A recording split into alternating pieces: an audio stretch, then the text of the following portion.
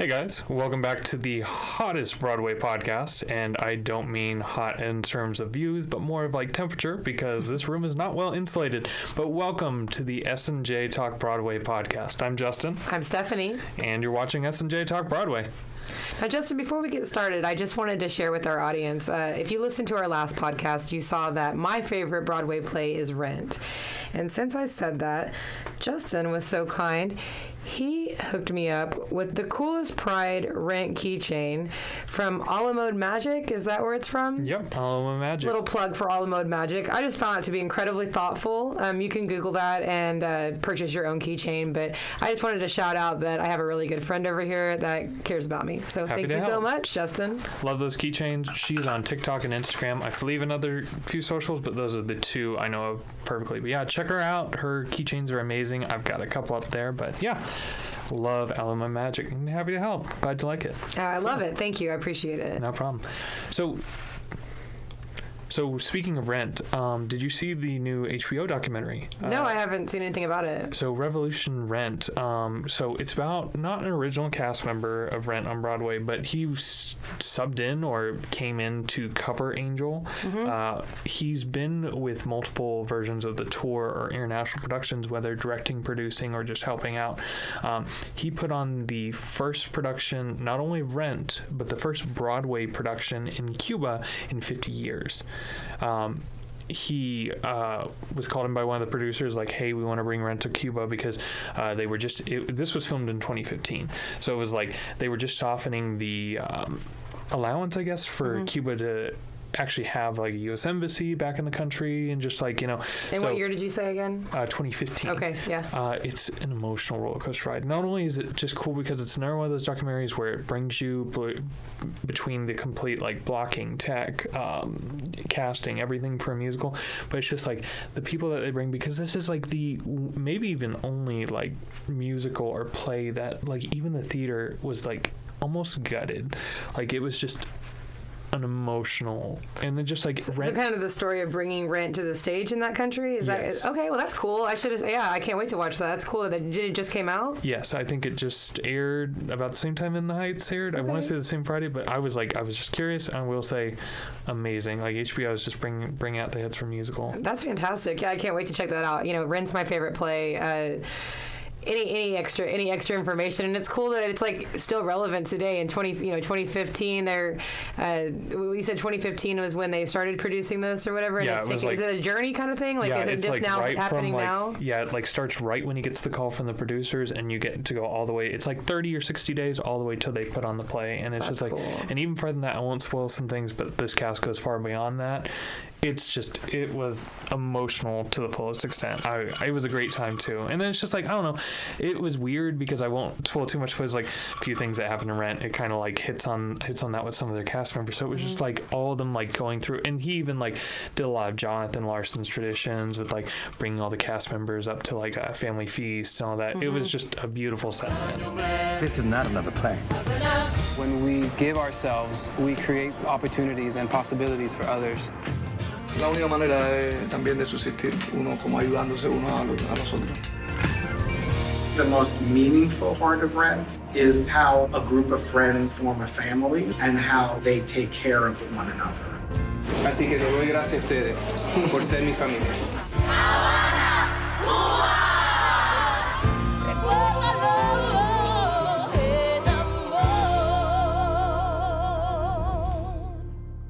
So Well, I can't wait to check it out. HBO Max is killing it lately. I mean, They really are leaning in all ways. HBO Max is kind of understands the streaming format and is killing it, in my opinion, of what they're doing. Like, to me, having several streaming services, I would say HBO Max is one of my favorites. Yeah. It happened quickly. I always find, like, stuff on there. Like, when that app first came out, it was just amazing. Like, me and Travis probably spent, like, 3 hours just, like, adding stuff to our queue. And it's like, you take the Harry Potter series or the Hobbits or, like, all that. Like, they got a bunch of original content. Have you watched Generation? I just started it. Isn't it so good? It's really good, that cold open of just, like, okay, so what episode are you on? I'm probably like on 4. I haven't gotten that far into it. Oh my gosh, when you find out what that cold open is going to, it's still fun. You saw the pool scene, right? Mm-hmm. Okay, like that's just like those kids are like when she's in the classroom, like editing her like reaction video when there's a oh my goodness, she's like, are you okay? It's like, yeah, I'm just trying to freak out my dad. So let's try that again. No, actually, I think it was like I'm playing with my dad or something crazy like that. But that does see, you do see like. You do assume that there's some truth to that in life. Like, I'm not a young person. I'm not in high school. I didn't grow up when it was super hot with social media, but I assume that stuff goes on all the time. But yeah, I love that show. I've been watching the newest episodes, and man, it's just like, and even the Broadway things, they did not really a Rocky Horror themed episode, but it was like they had a little Easter egg in it, so it was really nice. I don't know. That's cool. Yeah, and no hate to Disney Plus, but like I got it for Hamilton. And I have it for Hamilton. I only use it for the Airbnb. I don't even okay, so we watch the Marvel TV shows, and I'm waiting for the Aladdin Pro Shot. I want to watch the Aladdin Pro Shot whenever it comes out. But it's like, other than that, yeah, I agree. Is that coming out to Disney Plus? Yeah, I didn't realize that. They filmed the West End version. I don't know if it's like the Kinky Boots where it's like the West End original cast, but it's like...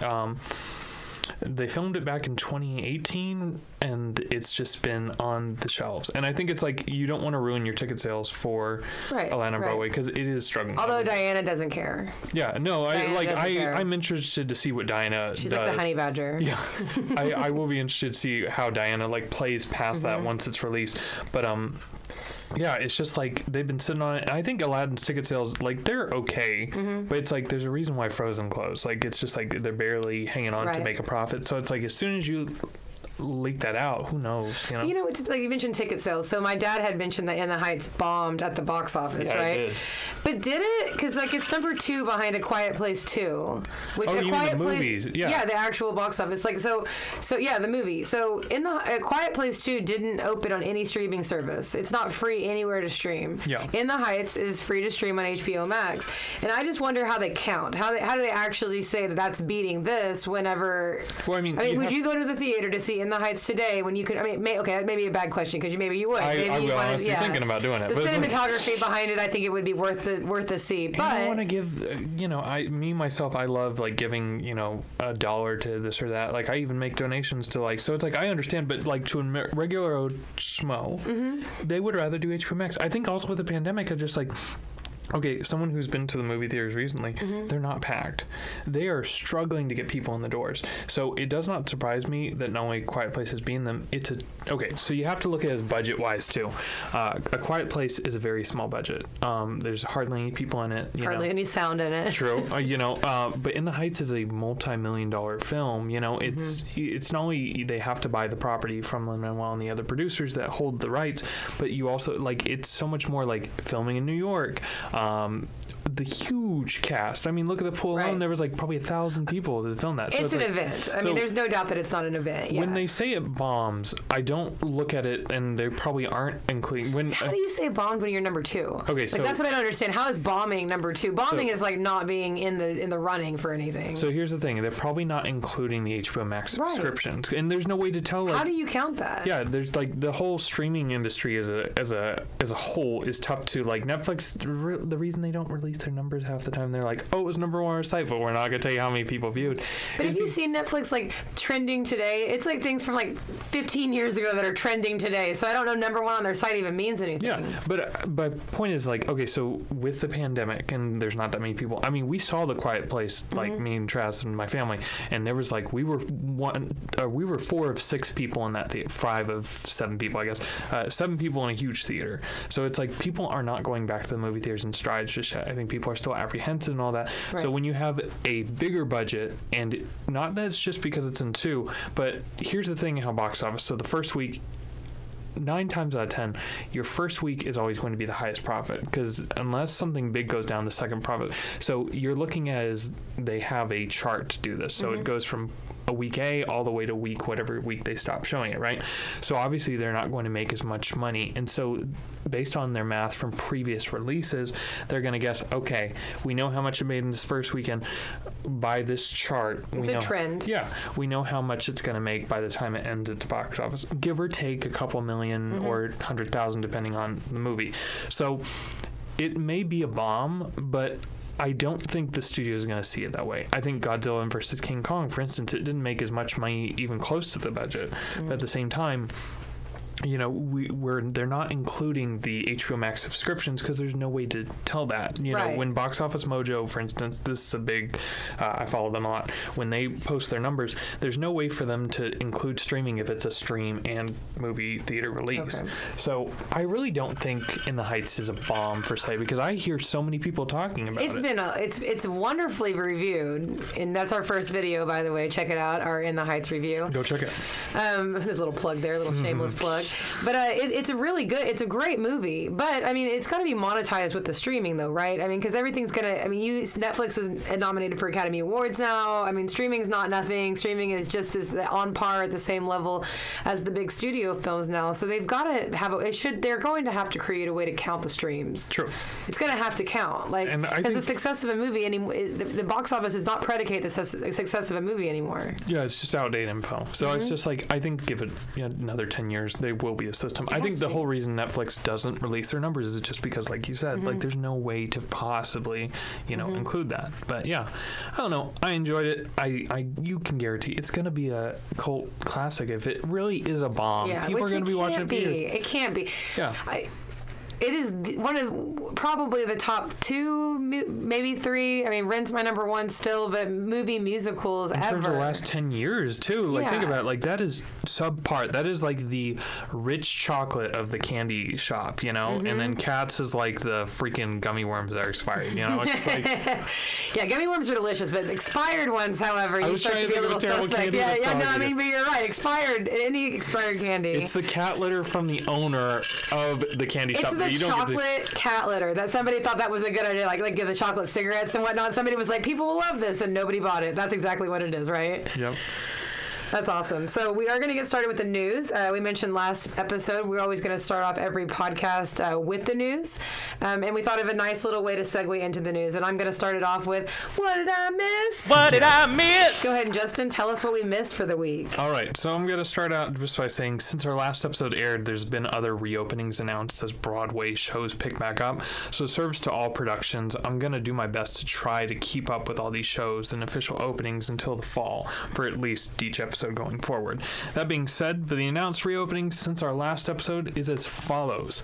The Book of Mormon announced its reopening will be November 5th. Freestyle Love Supreme reopens October 7th. To Kill a Mockingbird reopens October 5th. And Springsteen on Broadway reopens June 26th. And I just want to say to anybody, if you've never heard of Freestyle Love Supreme, it's basically like Whose Line Is It Anyway with kind of rap, more of a hip-hop angle.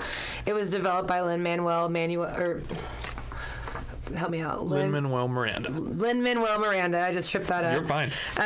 But I went and saw it. The person I was sitting next to, it was like her second or third time to see it, like within the week. And the reason you can do that is because, much like Whose Line Is It Anyway, it changes every single time. It's all audience suggestions and stuff, and it is mind-blowing. They have an amazing beatboxer, Jelly Donut. There's a lot going on, but it's very, very cool. I think Quake or something is the beatboxer. Jelly Donut. It's one of the people in it. It's fantastic. It's different. I didn't really know what to expect going into it. It is not a Broadway play in the traditional sense whatsoever. But if you have an opportunity to see it, it will open your mind a lot to some new ideas with Broadway. So I highly recommend it. I'm trying to talk Travis into going to see it because we've got a full fact schedule. But I'm just like, Travis, we can go see our last show on Sunday and we can see this late at night. Like, I'm just like, exactly. That's one thing that's unique about it. Like, I went and saw Jersey Boys, the evening show, and then ran and absolutely made it to the Booth Theater to see Freestyle Love Supreme after the night show. So that's one thing that's unique too. And I wish Broadway stacked their shows a little bit more so you could have the opportunity to see, a second or third show in a day. But that enabled me to do that. So at the end of every day in New York, buy a ticket to Freestyle Love Supreme. I bought my ticket on TKTS, which was surprising.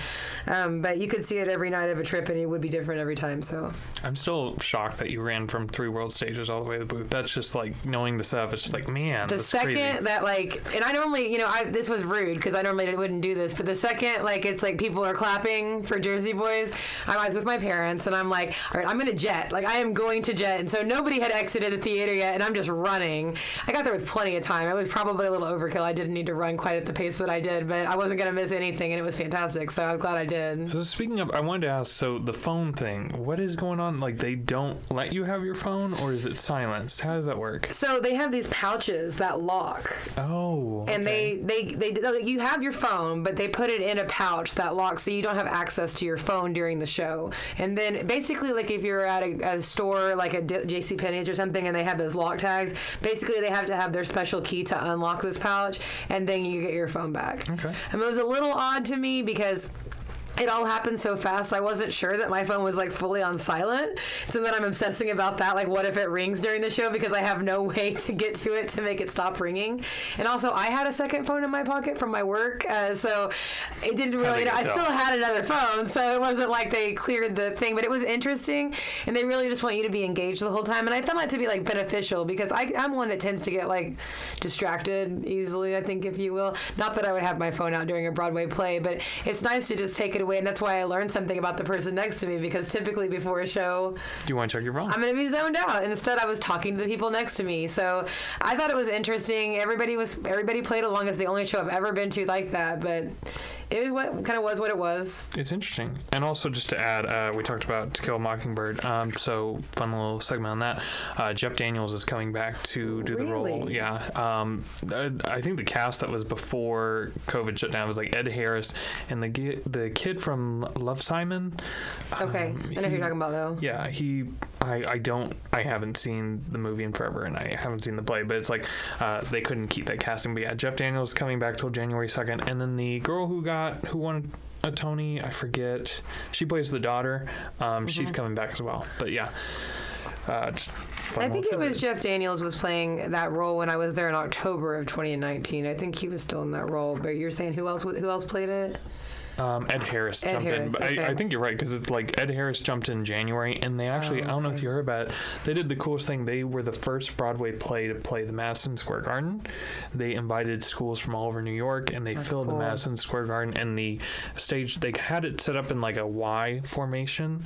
So it's like they had the little set piece, and they didn't really have to do too much staging because all of it was just like set in stone. They could just move on to the next scene. That's cool. And how special for those students. I think I was in sophomore when we read To Kill a Mockingbird. So I mean, it was part of the curriculum when I was a student, so I'm sure it probably is today. So that's really cool. I mean, I wish I lived in New York and got that kind of experience instead of just reading it in a lowly classroom in the middle of Oklahoma. Yeah. But on to the next story. Following failed negotiations with Andrew Lloyd Webber and the UK Prime Minister Boris Johnson, it was finally announced today that the new production of Andrew Lloyd Webber's Cinderella will now play to 50% capacity until the COVID restrictions are hopefully lifted in the next few weeks. This production of Cinderella will start previews at the Gillian Lynn Theatre on June 25th with an opening night of July 19th. The show stars such talents as Victoria Hamilton Barrett, Ivano Turco, and the amazingly talented Carrie Hope Fletcher as the title character. I wanted to bring this up because I've been following this. This broke while I was on vacation last week. I've been interested in this production. If you haven't listened to the album, they've got about 4 songs on it. Andrew Lloyd Webber is back. I always poke fun because like the last couple musicals he's written, like School of Rock, are you kidding me? Like, it's just like... And I didn't realize that was Andrew Lloyd Webber, School of Rock. You know, and I'm a big fan of Andrew Lloyd Webber. Like, I've seen Starlight Express and all that kind of good stuff, but... He's kind of like hit or miss and sometimes lately, right, though? But especially in the last decade or two, like, what play have... coming in from Andrew Lloyd Webber, have you been like, man, that's a great musical? Right. Like the big ones, Phantom, Jesus Christ Superstar, Starlight Express, Cats, Technicolor Dreamcoat. Yeah, is that him? Yes. So 70s, 80s, and 90s, he ruled the theater. But it's like 2000, 2010s. Like, come on. Like, I can't think of like one production from those decades where I'm just like, even Sunset Boulevard, I think was 90s. But it's like, this is his return to form. I have not seen it yet, but I want to see this so bad. Not only for Andrew Lloyd Webber, but for Carrie Fletcher as well. Like, I feel so bad for her. She has been underneath the limelight for way too long. I want her to be a Broadway, like, she needs to be Broadway household name. Yeah, she needs to be the next Sutton Foster, Audra McDonald. She deserves it. Like, she was in the Les Mis anniversary concert. Okay. I know she did the stage concert. What did she play? Do you know? Eponine? I think. Eponine? Oh. I think so. On My Own. If she's saying On My Own, then she was Eponine. Pretty sure. She did the UK Heathers. I followed her when I was in high school because she used to do vlogs, and so it was just watching her journey going from just a stage door theater geek in high school to now being a headliner on West End. She deserves this show, and if she doesn't transfer with it, I will be genuinely pissed because I love her voice on this album, and she's throwing all of her heart. And so I feel for her because I feel like she, it's almost like this is like her last chance to like jump in. I don't know. She'll do other shows after this. I guarantee it. But just like, I love this whole. And I'm assuming she plays Cinderella. Yes. Yeah. So. And the title character. You're fine. You're fine. So the story. Why I wanted to bring this up. So the Delta variant is roaming through the UK, and they had to go back into lockdown once again, unfortunately. But the shows are still going to play. So Cinderella's still playing, Heathers and Hairspray. Everybody's talking about Jamie 6. But a lot of these shows that are opening were going to do... they were going to do limited capacity anyways. So Andrew Lloyd Webber, he booked this giant theater. He's like, no, I want to make a profit for this. So for the last few weeks, it was just like they're going into lockdown. Boris Johnson was saying like these shows can still go on, but they gotta go in limited capacity. And literally, there was an article I showed it to you. Mm-hmm. He's like, I'll be arrested. I'm gonna play this show. People have already booked tickets.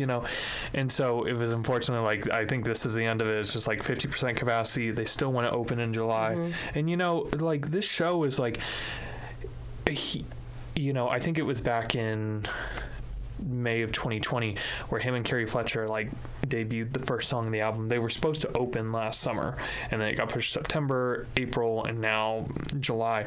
But it's like, it's watching this journey of just like it was him and Carrie Fletcher on a stage. It was where Phantom was, and they got get out, and people were mad about that. But he's like, he wanted to make an announcement like Cinderella will open one day. He's like, I'm going to make sure of it, and Phantom's going to be back in this. Like he just wanted to say art is not dead. And it's Andrew Lloyd Webber of like getting one of the first COVID vaccines, of like testing it out and all that. Like he does not want theater to die, and it's just like I have so much more respect for the man than I did prior to this pandemic. Like I said, I poked fun at a lot of his shows. He's not my favorite composer, but I will say I do have a lot more respect for Andrew Lloyd Webber. Well, and I feel like so when you brought this story to light to me, I was reading a little bit more about it, and I feel like he's been squeezed pretty hard by this whole thing, because what I didn't realize is he owns 8 theaters in the West End. Yeah. So the impact of owning 8 theaters that have been empty for a year has got to be tremendous. I know he's selling one of them right now, so he's going to own 7. But I didn't realize that he was, a property owner in the West End. Like, yeah, he wants it open, and I kind of understood his motivation behind arrest me. And I thought it was interesting as I read more about this story that the reason he kind of backed off, I guess, if you will, of that, and is now going to be more willing to play ball with the 50% capacity, is had they opened, it wouldn't have just been him that was arrested. It would have been Carrie Hope Fletcher. Everybody. It would have been the cast, the crew, the orchestra.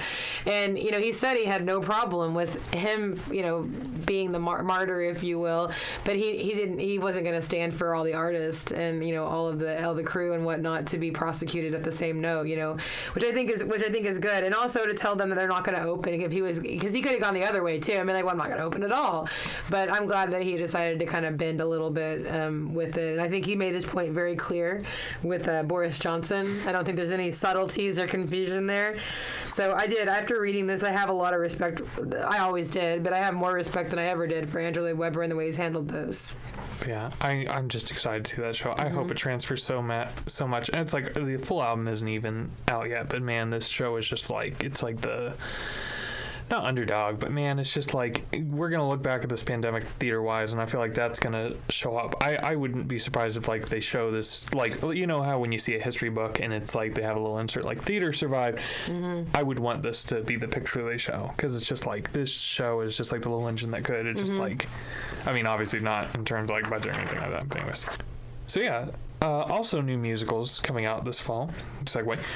Following the previously announced engagement this fall in Chicago, the new musical Paradise Square will start previews at Broadway's Ethel Barrymore Theater on February 22nd, 2022, with an opening night scheduled for March 20th.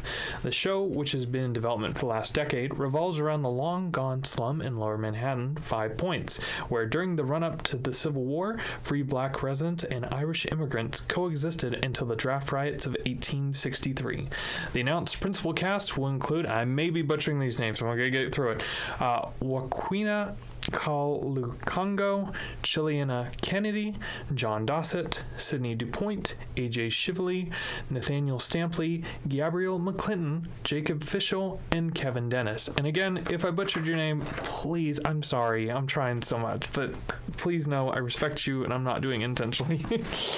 We love you. Yes. I'm excited about this show. I am too. I read a little bit of the synopsis after you sent me this, and it seems like, what were you referring to? Ragtime 2.0, right? Which is funny because Ragtime had its 2.0, so Ragtime 3.0. Yeah, just like I'm excited about the show. I think it's timely. I think it's going to be an important show, and I bet it's widely received and watched. I hope it is, at least. Like, take Sheila Kennedy out of the equation. I'm sure she'll be fine. But what's her name? Again, might be butchering this, but Joaquina, she is nominated for Slave Play for Best Leading Actress. So, I hope she wins that. I hope Slave Play wins Best Play. I'm interested to see that. But speaking of which, like, this just sounds like a recipe for a Broadway classic. Absolutely. Like, and then Chiliana Kennedy was Carole King, right? Yes. And then she was in the band's visit tour too. But yeah. Oh, that sounded kind of like a trailing off thing. Was that an issue? I talked about last. Did you do Katrina Link's part? Yeah, I don't like Sheila Kennedy at all. Not to say like I haven't seen her perform either one, but just like, man, the way she butchered Dina's part in that one clip I saw, Right. I hope this is something up her alley this time. I heard good things about when she played Beautiful. I will say that. But it's like, man. But yeah, this cast is stellar. I don't know if you heard about the producer, though. It is interesting with that. Not at all. What happened? So the producer, I forget his name. I'll have to look that up. But a lot of this reason why this show has been kind of like, it's been in development for 10 years. I would say it probably would have came out earlier, mostly because the producer had his hands. He was in jail in Canada for not money laundering, but just like misuse of funds. He was acquitted in the United States. The producer, you said? Yes, he was acquitted in the United States, but it's kind of like juicy. I think the show, put the, artist away from the art kind of thing, which he has nothing to do. He's just a producer. But it just is interesting that we're finally getting the show. He's at jail and he's like, let's give it another try. But I'm interested about the show. You're taking out the drama of all that. Well, and Justin, to be honest, like I know we've discussed a spring of 2022 trip to New York.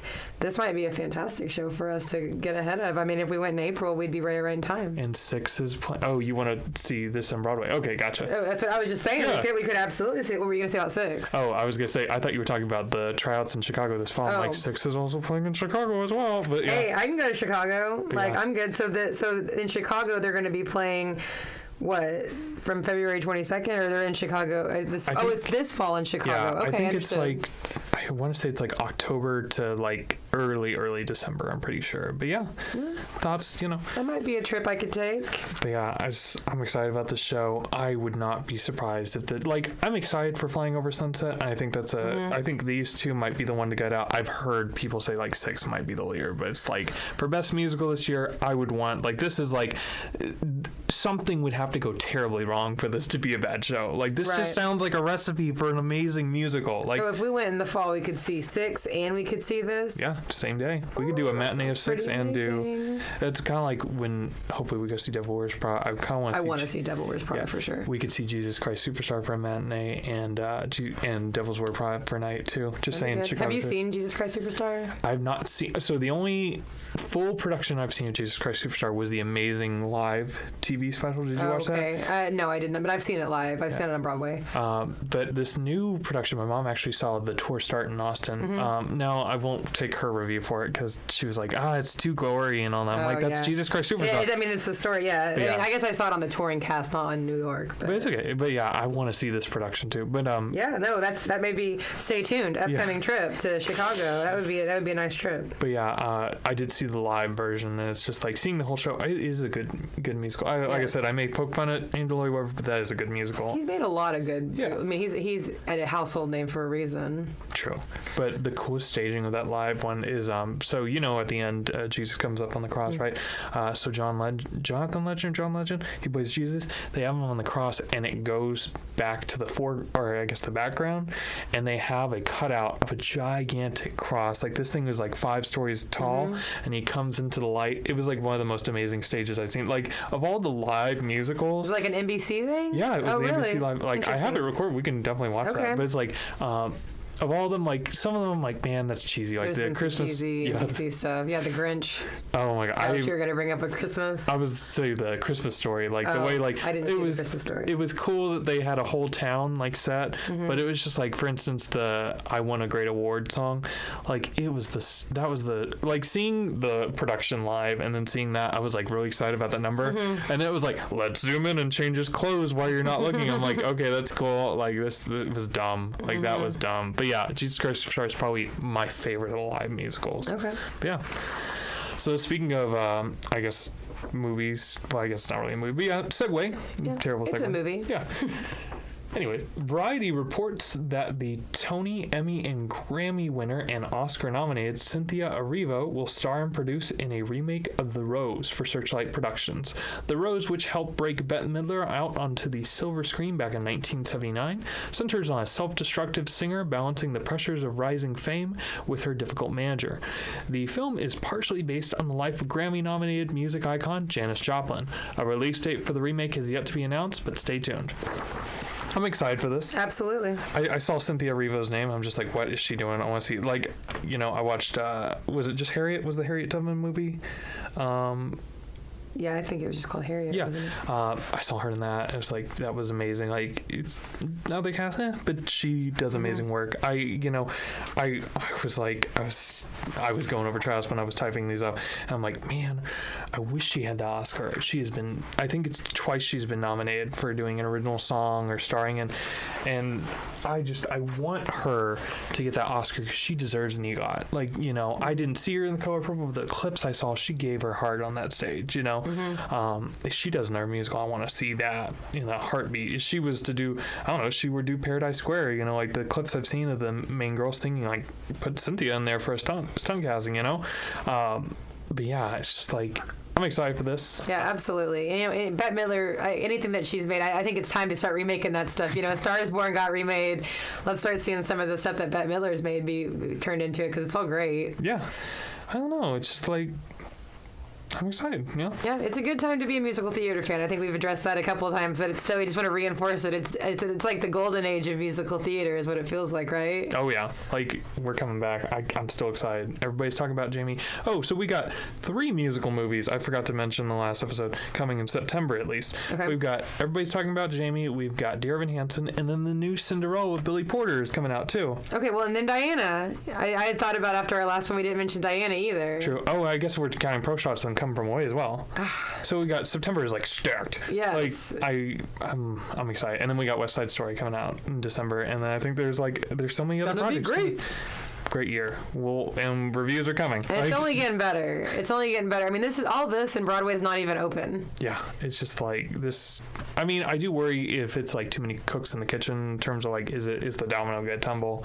Like, I do worry about some of these productions. Like some of them, it's just like, like. I see a lot of chatter. The Girl from the North Country. Are you aware of that show?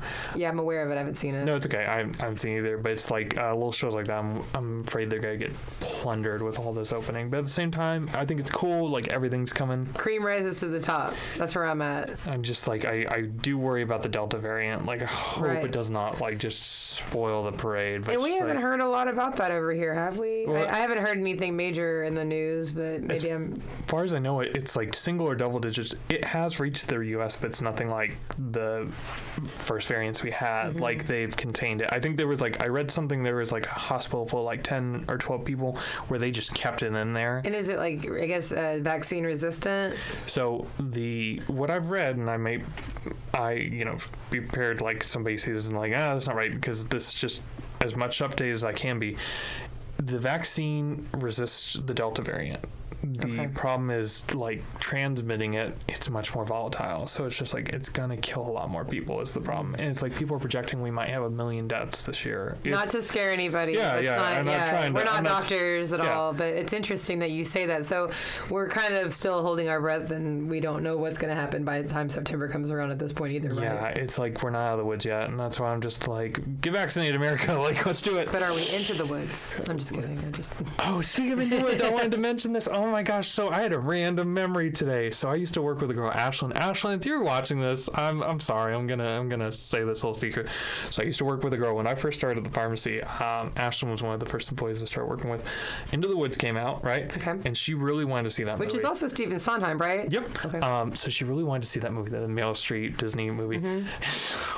It came out in theaters, and any regular person who's not a movie or musical fan, they're not gonna know. She saw it and wanted to see it. She went to Target and she saw Into the Woods on the DVD shelf. It was still in theaters. Now, at the same time, she didn't know.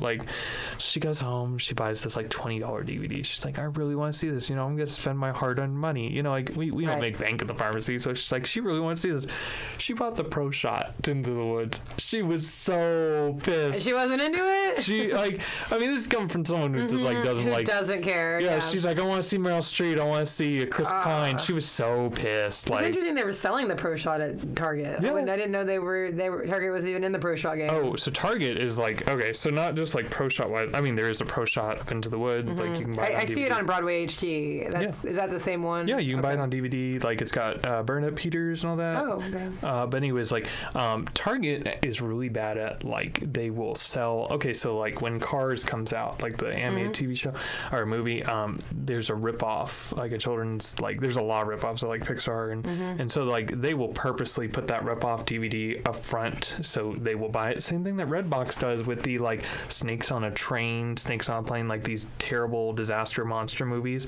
These people know what they're doing, so it's a little bit of a bait and switch, if you will. Yep, it does not surprise me in the least that Target was selling the Pro Shot at the time the movie came out. Hey, do you like this? And they're just oh, you bought that because you thought with this? Oh, I'm poor sorry. you. And you can't. I think returning DVDs is a precarious process. I'm not sure that you can do it once you've opened it. Even. Yeah. Interesting. Yeah, I thought about that. So, Ashlyn, I'm sorry, but that's funny. It happens, but I'll buy it from you, Ashlyn, if you're listening. But speaking of bad experiences, not really a topic, but we're gonna go a little stretch off the news today. We're just gonna talk about just our least favorite Broadway experiences. I hesitate to call them bad plays, or I'll see anything on a stage. I'm not even gonna put local theater out there because these people to get up on a stage is it's confidence enough, but it's just this is just last week we talked about our top 5. This is not going to be any particular order. It's not going to be a list or rank, but we're just gonna name a couple experiences where maybe we didn't have a good time at our theater. The show just wasn't up to our par. And maybe the show was great, but the acting wasn't. Maybe the audience wasn't. It made a show. Who knows? There's a lot of reasons to have an experience that's other than stellar in a Broadway theater. True. So. I'm still entertained no matter where I go. I might be bored to tears, but I'm going to find one thing. Absolutely. I think also my rule with most of my shows I go see, when it's a musical at least, is I think of maybe one instance I can think of right off the top of my head. I found a song where it's I like the song enough where I'll put it in my Broadway playlist. For instance, The Bodyguard has good music, Well, it's Whitney Houston. Absolutely it does. But at the same time, it's just I said last week, that was one of the worst stagings I had ever seen. I actually remembered, so a lot of these when I was thinking about what I want to talk about today. So for most of the show, the girl who plays the Whitney Houston kind of character, she does 90% of the songs. The guy who plays her bodyguard sings one song, but it's meant to be terrible, they're in a karaoke bar. So he goes up and he's and I done, he's not really singing, it's just supposed to be funny. That being said, one other performance in there, it was supposed to be her son, and it was the first song is like a concert, and the second song they're with the dance group, and so they're like practicing for their next show.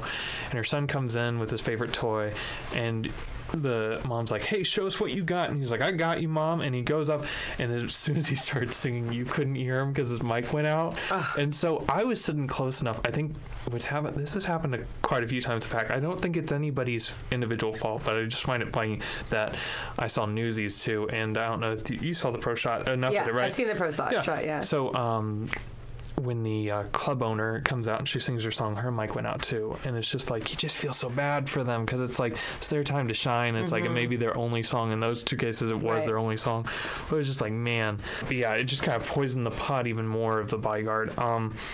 Yeah, if it wasn't for and Deborah Cox, that's who I was trying to think of last. You saw Deborah Cox? She played. You saw her though? Yes. Oh my goodness, and you still didn't care for the whole show? No, that's the thing. Like anytime she was singing, like I had to take myself out of it and be like, this is not a musical. Like it never played Broadway. It played the UK, and I think it toured the UK before it came to the US. But I had to like tell myself, let's stop thinking of a musical, because like I said, when that first song pops up on stage, it's like a concert. It's built like a stadium concert, and she brought that energy. She saved that show. But if you were to take her out and put just any kind of random name, like what's funny is like, so me and my mom, we were like, so it needs someone to carry it. Yes, it does. When we saw, so it's like Deborah Cox was performing Thursday, and then she was not going to be Friday, Saturday, Sunday because she had other obligations for that week. So me and my mom were like, yeah, we're gonna see, like the whole reason we wanted to see, like absolutely, she's like an icon. Yeah, and it was just like when I may think it's stupid when she was lift up at the end, but she sang that song hard out. So it's just like, but yeah, if it wasn't Deborah Cox, it would have to be someone else up to that par, or else I would not recommend The Bodyguard whatsoever. Noted. And I haven't seen it at all. It wasn't even, I didn't even realize it was touring. I wanna dance with somebody. I wanna feel the heat with somebody. Yeah, I wanna dance with somebody who loves me.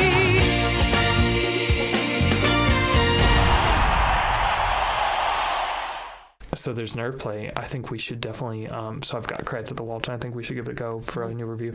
An Officer and Gentleman. I've never seen the movie, but it's doing a similar thing where it's just like they're just kind of like throwing it out on the tour to see how it does. I think it's got the name recognition just like The Bodyguard did. Similar thing happened with Love Never Dies. Did you ever see that or No. Pro Shot? So funny enough, I hadn't seen The Phantom prior to that, so the night before we watched the movie, which probably wasn't the best introduction to that. But Phantom? You watched the movie Phantom? Yeah, I've watched the movie Phantom before I saw Love Never Dies, because I was holding out to watch it live, but then I was like, man, down to the minute, and I don't really want to watch a bootleg, so I was like... Wait, Phantom of the Opera? Yeah. Is that Love Never Dies has something to do with Phantom of the Opera? It's the direct sequel to Phantom of the Opera. Okay. So you pick up about 25 years later, and Christine and her husband at the end, I forget the dude's name, but anyways, they are struggling to keep up finances, so he's bringing her on tour, to sing again, and then you find out the Phantom has been hiding at the Coney Island after the fire of the original. So it sounds like a recipe for a good show, and it's not a good show at all. So I'm gonna spoil something. Okay, let's do it. Okay, when me and Travis were walking out, because we both were like, man, that was terrible. Rule of I only find one song most of the time. I did find one song, Beauty Underneath, which is cool because they're on the Coney Island and it's the freak show kind of thing. Turntable, cool. Okay. And so it's like they have the circus acts going around and it's like the beauty underneath, and the kid, he finds out like, this is my son.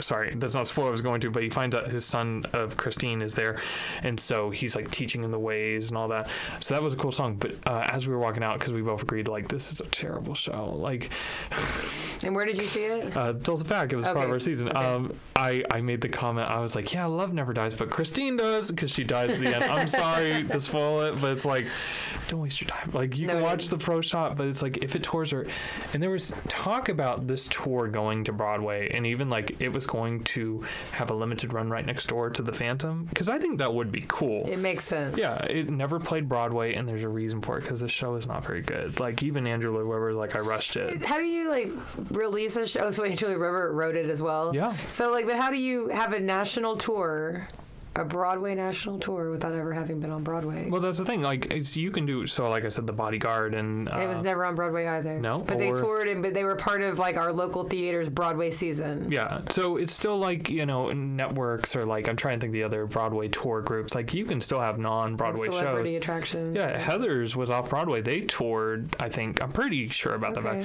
But a lot of times it's like, okay, so let's say, for instance, Hamilton is a good way to do this. How did they have 5 productions running at once? So think of it in the producers or Lin-Manuel Miranda's thought is like, okay, we build this set to tour. What we could do after it. So, for instance, the Chicago set went to Australia. So it's just a matter of like, you have the set already. All you gotta do is cast another cast. The Legally Blonde, which I really wanted to see this because I heard it was god awful. This version of Legally Blonde. But have you seen the Legally Blonde that was on MTV? Yes, I did watch it. That pro shot, I love that. No, the show was amazing, but there was a tour that went across the U.S. It was like the third tier, like Bartlesville or Broken Arrow. Like there was a terrible tour and where it was just all screens and hardly any staging, kind of like Mean Girls, but with Legally Blonde. And it was, so funny enough, it started in China, it toured China, Japan, and then it went to the United States. It's just like, you have that set, so use it. And so that's what they're doing with An Officer and the Gentleman. I think it did the Australia, the UK, and Ireland tours. And it's just coming to the U.S. You put on a barge, Puerto Rico, Hamilton, and then it became the Ann Peggy tour, So it's just like, it's use your resources kind of thing. So it's like, just because it doesn't play Broadway doesn't mean it doesn't have a life outside that. Right, and not every, there's 41 theaters, right? There's so much more beyond that can be playing Broadway. So that makes sense. I just wasn't aware that would be on a tour, a national tour without having been on Broadway before. So that's interesting. But yeah, I don't recommend Love Never Dies. It's like, ugh. I've heard of it, but I didn't even know the plot. So it's interesting that it's a sequel to Phantom. And it was just like, it also felt like, I think I told you last week my problem with Harry Potter and the Cursed Child. Like, it's just like, it's funny that it's written by Angela or whatever, because it feels like its own property. It felt like fan fiction. Like, there was this one song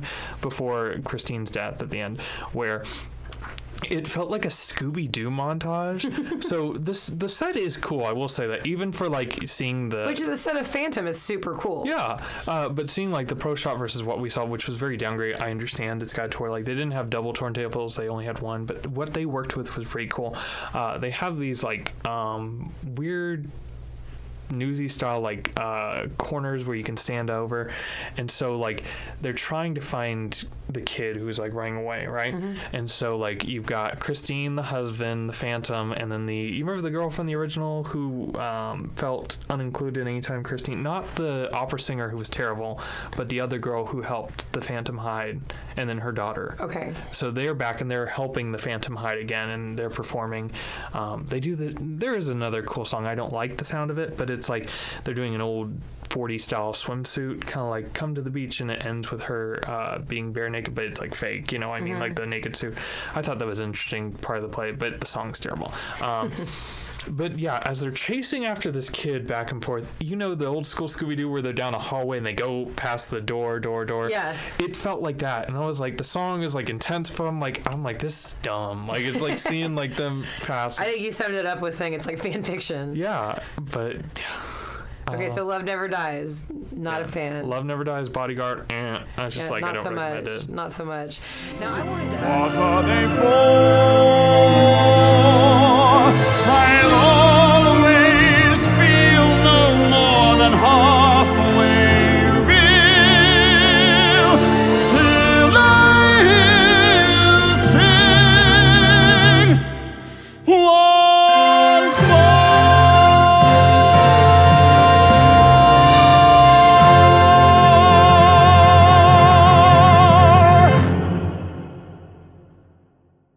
Now, I wanted to ask you, we spoke a little bit earlier today about what we were going to talk about, and you had mentioned American in Paris, and I want your thoughts on American in Paris. So, it was part of our season. That was the season I was so disappointed, but I understand what they did. Every theater was doing this. Prior to Hamilton, before every season got their Hamilton, they had a season prior to that, and I guarantee they got the cheapest shows or the worst shows that weren't selling well, promised Hamilton, and then got people to buy, which they did. They got me, but I was already seasoned as subscribers. But I almost didn't subscribe to that season, I would have bought my shows individually because it was a horrible season. American in Paris, I had no interest in seeing. But you did, so I want to know the deets behind that. What did you think about it, though? Before I get to that, I just want to say, so The Bodyguard was in that season. Okay. A Gentleman's Guide to Love and Murder, which I did like, but I was not interested in. And then Finding Neverland, and then Beautiful. But if you put all that, if I was going to Broadway, I wouldn't have seen any of that. That would not have been my set. But the fact is, they got me in with Hamilton, and I see it all the time. I follow a lot of, because I want to go see Ain't Too Proud, so it's like I've been looking at Kansas City or this, so it's like I follow other people's seasons, and I see the same thing. I'm like, man, they're duping people just like they did to me. Anyways, American Paris. It was the last show of that season. And then we were going to immediately start the next season after that. I think we saw American in Paris because I had come back from my New York trip with my friend. We saw the Harry Parker's Child, Bands of His, and all that. So I got back and I'm like, Travis, you want to go see American in Paris? Because, he saw, I think he was also excited because he saw on my Facebook feed I had the best Broadway trip ever, which I'm hoping to outmatch that, but we'll see. And then he's like, I want to see a show now. I'm like, well, we got tickets to go see American in Paris. I was like, I didn't have high hopes, but I was like, it's still a show. I'm excited. And it had the original cast had, listening to the album, it had some of my favorite people. The guy who played the therapist in Falsettos he's the guy who opens up the show with the piano, Paris and the pianist. Yeah. But yeah, I watched it and I was just like, man, it is boring. Okay, so here's the thing, and I think it's you take a musical because it won Best Picture. I think it's the first movie to win Best Picture of the Oscars, right? Okay. So you take a movie from that. You mean the first musical to win Best Picture? Sorry, first movie to win Best Picture because it's based off a movie of the 40s. Right. So you take movies like this, and they've done it before. They're still doing it. Some Like It Hot is going to be made into a musical, and I think it's premiering on Broadway next season. Not this coming season, but the season after that. They're still doing it because the boomers will buy tickets. That's the thing to remember because they are still a huge profit margin for these shows. But I think let's compare it to Modern Millie versus that because similar time frames, and you took a show from that time frame and tried to make it a musical. What they did with this was, I would guarantee, because I watched the movie afterwards, 80% of that is just the movie on stage. There was nothing creative about it. It was just lazy and generic, and it's I think the point with Martin Millie is, they still kept that style, but they didn't just do the movie on stage, and I think with this is it's a dance show. So, and I haven't seen the movie, so that's why you tripped me up a little, because I haven't seen the movie. No, you're good. But I would argue that American in Paris is a ballet with songs versus a musical. Because I didn't really, I know it's available. I watched it on Broadway HG, but I knew it was available. Full disclosure, when I restarted it to watch it, I had already watched the first 15 minutes, just resume, because I too was like, what is this? I'm good. Ballet is beautiful. It's not my favorite, but I've been in ballet. There's a place for it. Every lid has a pot. But that's not why I'm going to a musical. Yeah, it's not my lid. But I was surprised, and I know it's Gershwin heavy, so because I was I've got rhythm.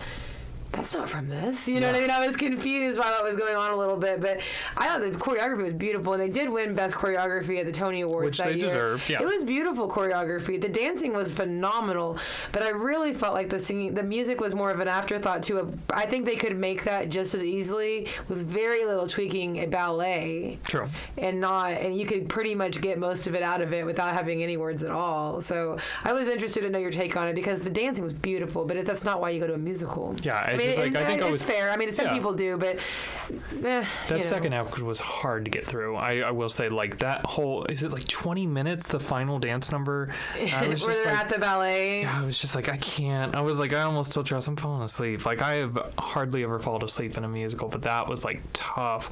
And Travis really enjoyed it, but of course he's a music major, and it's just like you said, it's a lot of Gershwin heavy songs. And it's beautiful to watch. I just think it's the kind of play that you need to be aware of what you're getting into before you go. Yeah. You don't expect to be blown away. You're not walking out with a new catalog of music. That was one of those where I knew nothing about it. So right. it's I think it's it's why I try to shield myself from any info. But Well, I that kind of was- got into it because I didn't think either. I'm like, ooh, it's a love triangle. Like, I'm all like, I'm trying to like make it more exciting than it is even. and even the love triangle was kind of like sidelined. A lot of it was just like, I don't know. It was It not was my kind favorite. of flat. I mean, yeah, but it was interesting. Like she was able to. I don't know, the art dealer, the wealthy lady was pretty, like a lot of Broadway plays, she was pretty easily like, okay, we're not together anymore. And it kind of just like was okay. It wasn't like this huge drama. I didn't feel like afterwards a huge struggle. Like she's still like, do you want me to hand that to her? She goes and hands it to the ballerina or whatever, Lisa. I think that was her name. Lise, I think is the ballerina's name.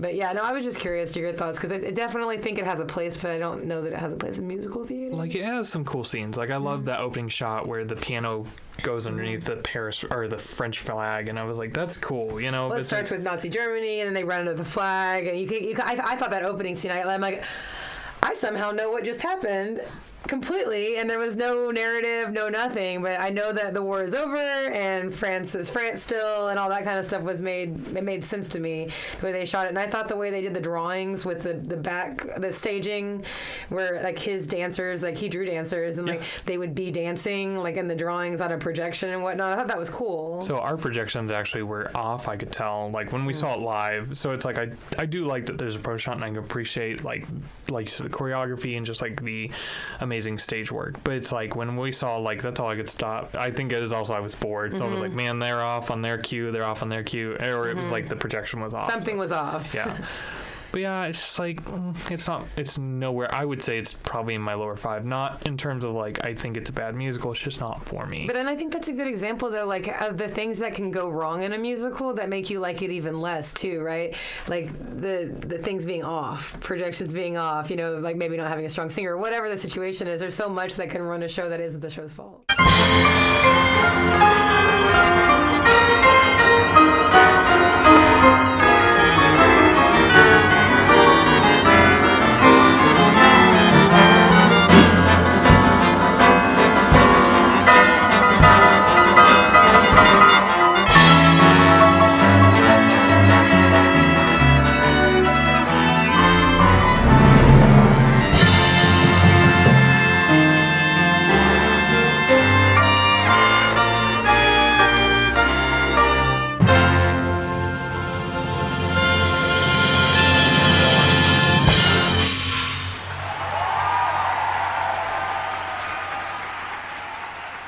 Sure. Even. And also like you said, like I start noticing things like I don't know. Not my favorite show, but I wanted to bring up a dance show. Okay. I'm gonna bring up Cats again.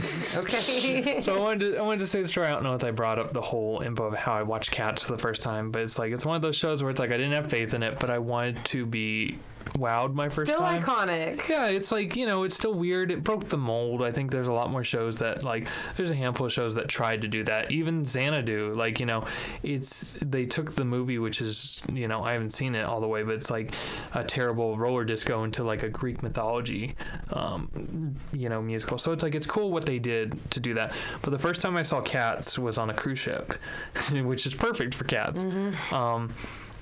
And we left halfway through. Like, that's the only show I've walked out of. And it was more of like, I didn't want to be there. The second act by myself, and the group was like, this sucks. Like, it's terrible. But I do want to mention they redeemed themselves when I saw it the second time. It came to Tulsa. It was the revival tour. It was like the 20th anniversary at that point. But the movie is about to come out. And I'm like, you know what? I want to give Cats one more chance. Because, like, I still want to see that movie, whether it's terrible or not. And we know the story how that goes. But, I was honestly shocked how much I loved it, when I saw the revival. And if it's still touring, which I think it is, I think people give it a chance. Like, if you can get $10 tickets like me and Travis got, go see it. Because I was sitting there and I was like, when they got to the cat, Angelical cat. No, the mouse.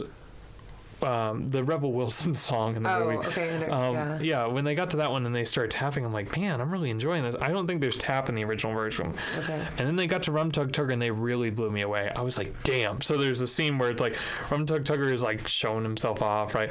And who's the magical cat, Mr. Mistopheles, is like he's bringing everybody into the foreground and he like points and there's a stage light point, there's a stage light point, there's a stage light. It's like classic Broadway, which I've looked at the original productions, they didn't have anything close to this.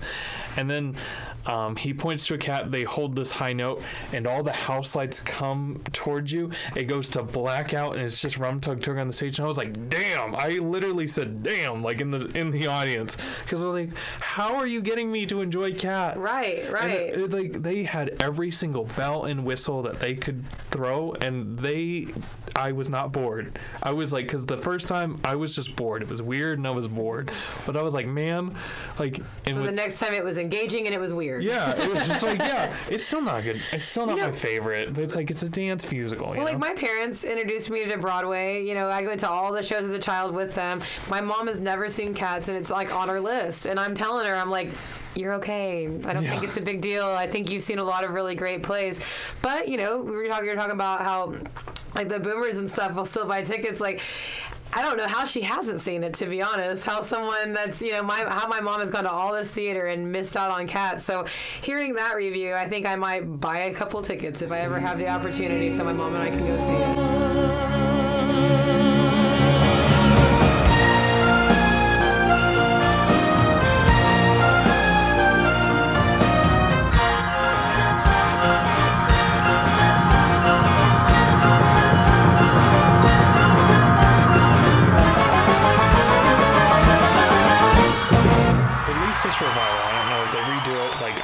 I know for a fact it's still touring once the pandemic is over, but it's like, I was just shocked. And take the cast out, like, you know, you don't, besides memory, you really don't need Norm Lewis or a Christian Borle.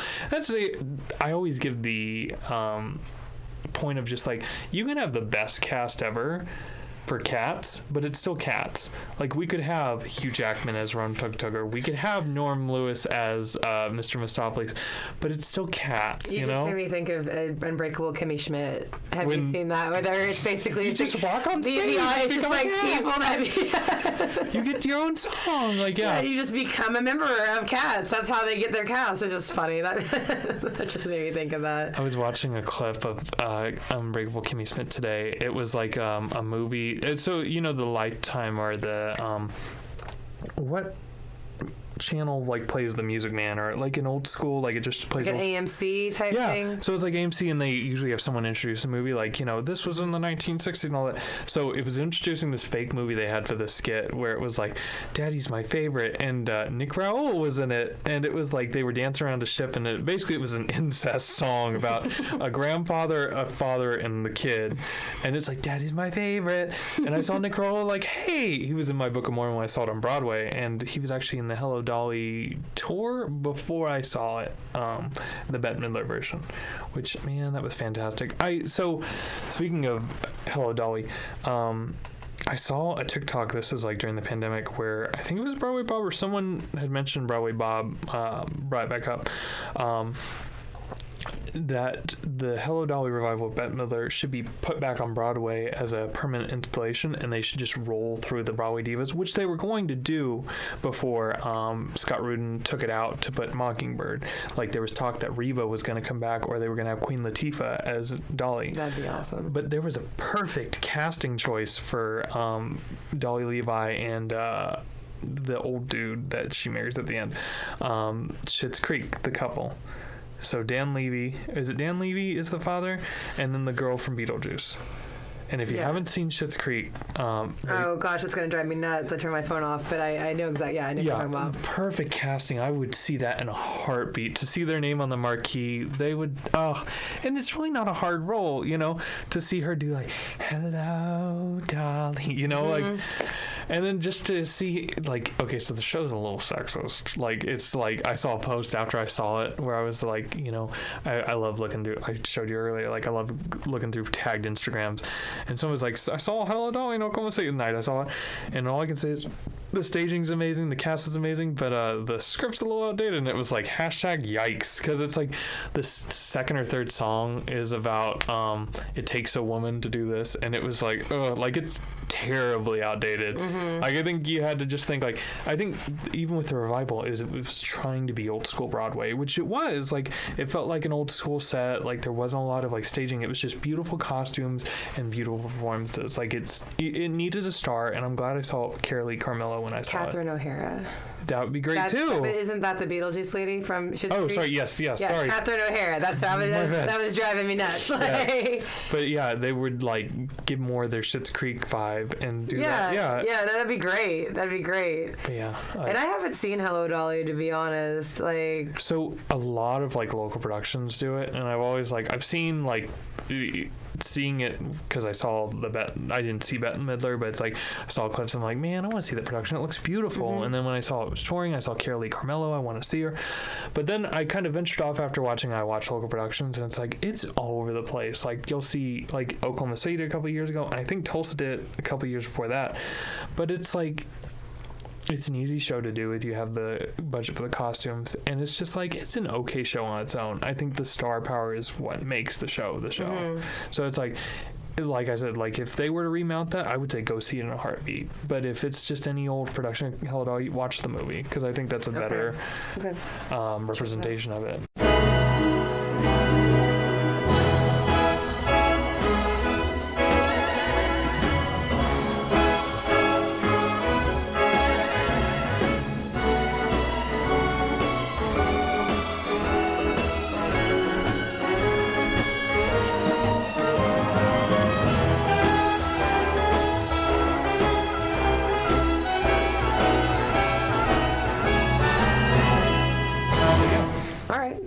So what's another play that you just like kind of missed the mark for you? So I was just thinking about this. So I told you last week I loved watching Book of Mormon, watching people walk out. On the other hand, another musical I saw where I was kind of scared that people were walking out because I almost did it myself, Elf the Musical.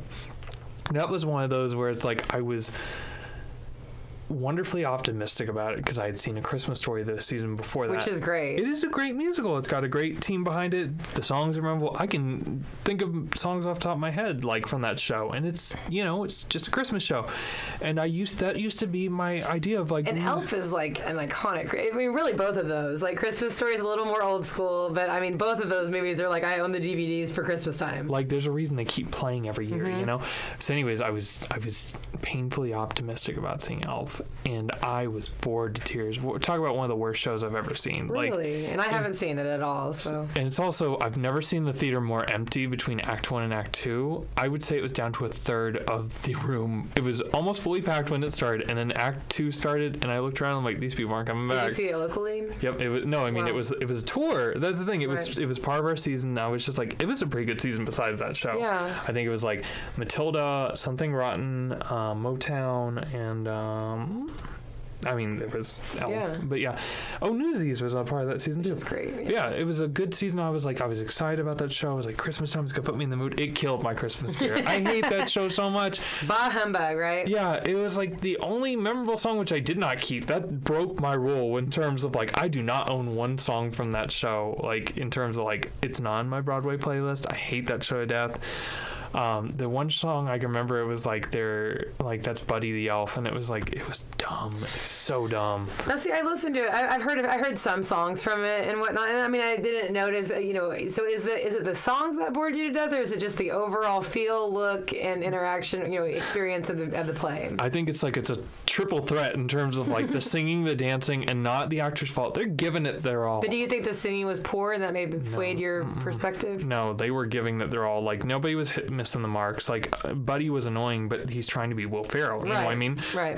The staging was boring. The music was. I haven't heard. I think it's maybe a children's musical, maybe a little bit more? No, it's trying to be an adult musical because like there's like. You can see I'm trying to defend it in any way, but no, it's like it's a cash grab. It's a cash grab in the worst sense, and I think it's like. I haven't heard a theater album more forgettable since Tootsie. Like, it's just like I can't, like, besides the one song I can kind of like.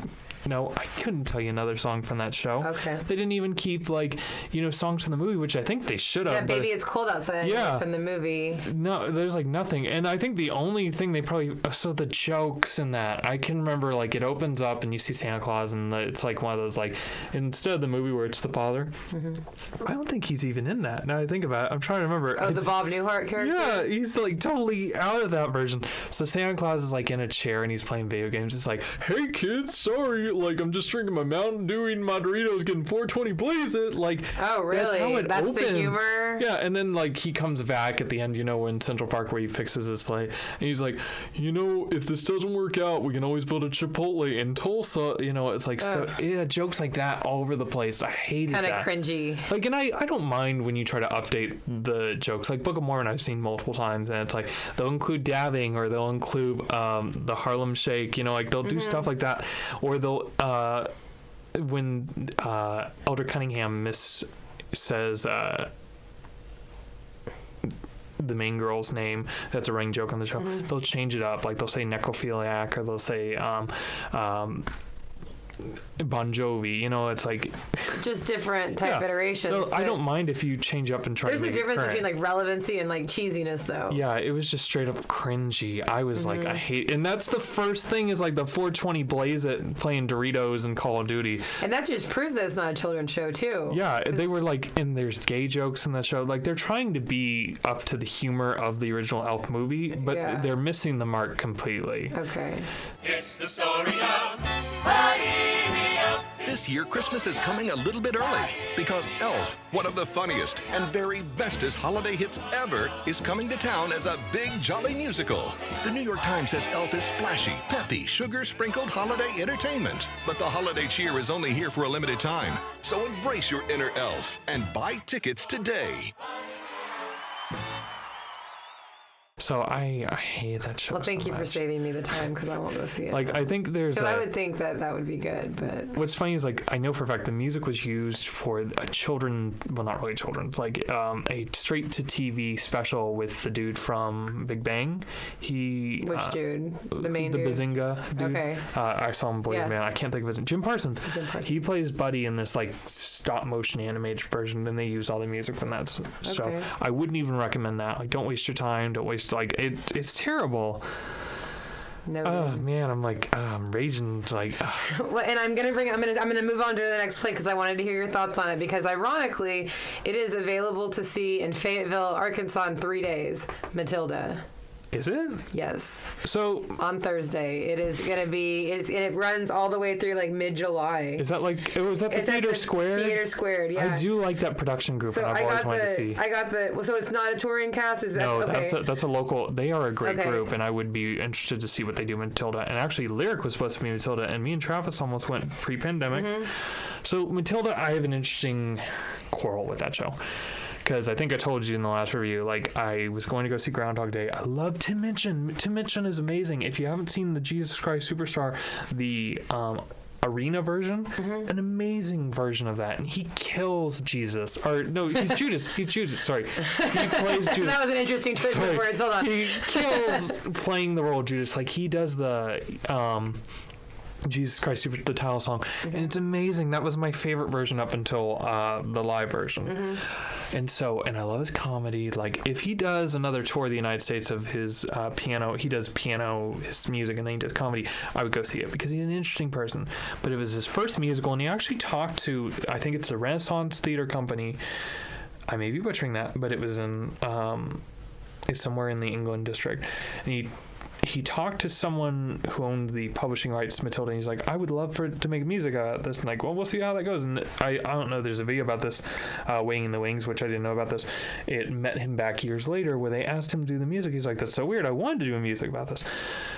So I got tickets to Groundhog Day. I was apprehensive about that. You know the story. I love the music Groundhog Day, but I almost felt apprehensive about seeing it after seeing Matilda because I was so disappointed. it's a children's musical. Yeah, so having listened through the soundtrack, it's like all kids. Yeah. It kind of reminded me of like Annie type vibe with it being all, mostly children singing, but even Annie has more adult songs, I feel like, than Matilda did. Yeah, I think like going into it, it's just like there are some cool scenes. Like I think, have you seen the clips of the kids on the swings going in the audience? There's cool scenes. I saw the Tony. They had like a a montage type thing at the Tonys and whatnot. I saw that, but there is good music in that. I don't say it's a complete fail, but it's just like overall as a show, I did not like it. It missed the mark. And I think another bit of it, as I saw the first Broadway tour when it came to Tulsa, it wasn't the non-equity, but the people trying to do British accents was terrible. And what was even funnier is like I was already in a bad mood because I got my playbill, and I know I told you earlier, me and my mom were like, yes sir, like we check who's playing what. So we got the understudy of Matilda. There's 3 Matildas that usually are with any production because it's a growing role. Children, yeah, it's like a 5-6-year-old doing Matilda. So it's like we got the understudy, and I was just like, God. Me and my mom were like, man, look who we got, and the understudy. And somebody asked like, understudy. I'm like, yeah. Basically, you're getting I told this couple, basically you're getting the B person, but technically the C person, for this night. And she did her first song. I thought she was fine, but it's like all of them were trying to do like, my mommy says I'm a miracle, and it's like they were trying to do these terrible. The songs that I listened through it, and then I like even went because I'm like, maybe I missed something. So then I googled like best songs from Matilda, and it's like When I Grow Up or whatever that. Which is an amazing song. It's good, but like I'm like, that's the best song. Like that's the best song because I'm skipping through it because I don't have any problem with like kids singing, but I'm just like, kid going. I'm like, God, that's the best song. It just wasn't. I wasn't like wowed by the soundtrack at all. Did you listen to the Telly song? Because the dad's like obsessed with television, right?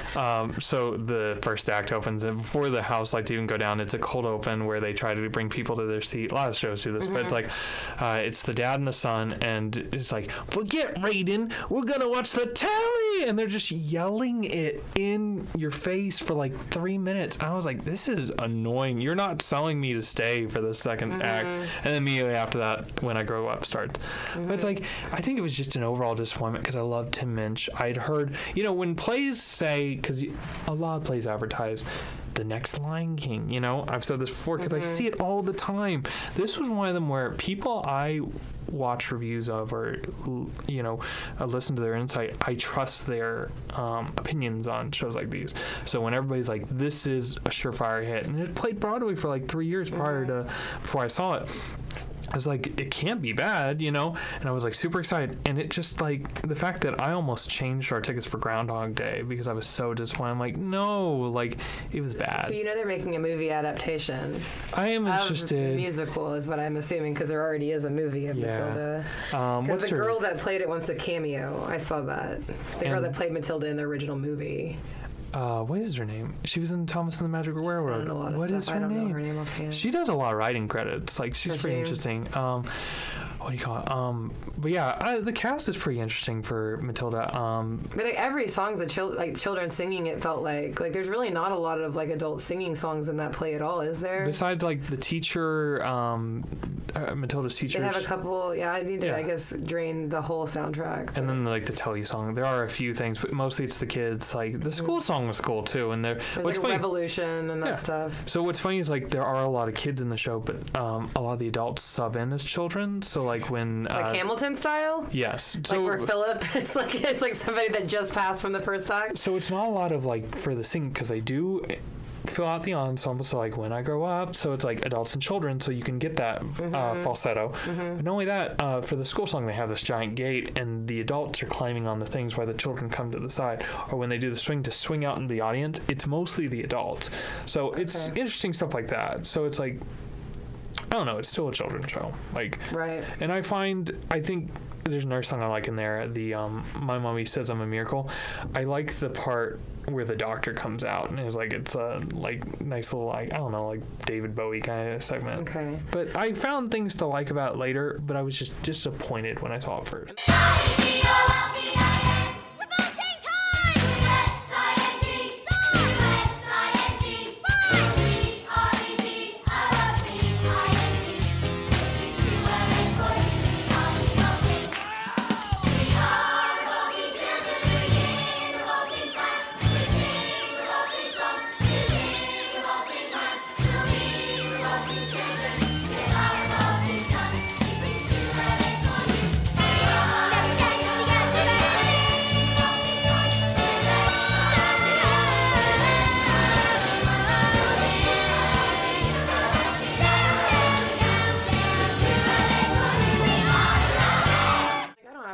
so that my mommy says when I heard that song, I'm like, oh, I'm over that. I'm done. Like, I don't care what your mom says. Like, I really don't. Like, some of that seemed a little grating to me. I'm just like, oh, I'm good.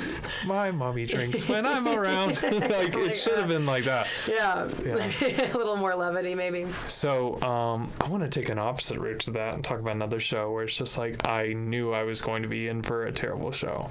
The Lightning Thief. I don't know if they talked about this the last episode. I don't think we have. But The Lightning Thief, it was one of those where it's like, I'll see anything for $10. And I think that was playing when I was there. Was that playing when I was there in October? Yep. So yeah, what's funny about The Lightning Thief? So off Broadway, and it had George Salazar from Be More True, Michael in the bathroom.